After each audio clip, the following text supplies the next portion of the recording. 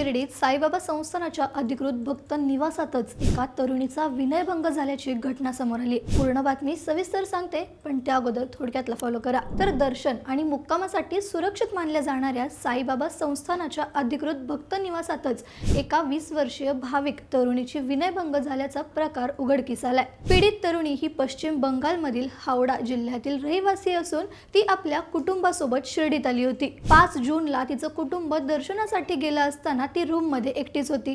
याच संधीचा फायदा घेत तिथे कार्यरत असलेला कंत्राटी सफाई कर्मचारी अमन पठाणने तरुणीच्या खोलीची बेल वाजवली। तिने दरवाजा उघडताच मला तुझ्याशी बोलायचंय असं म्हणत त्याने तिला जवळच्या एका खोलीपाशी बोलवलं आणि तिचा हात धरून आत ओढत तिच्याशी अश्लील वर्तन केलं। या संतापजनक प्रकारानंतर पीडितेने दिलेल्या फिर्यादीवरून शिर्डी पोलीस ठाण्यात आरोपी अमन पठाण विरुद्ध गुन्हा दाखल करण्यात आलाय। घटना उघडकीस येताच साई संस्थान प्रशासनाने तात्काळ पावलं उचलत आरोपी कंत्राटी कर्मचाऱ्याला सेवेतून निलंबित केलंय।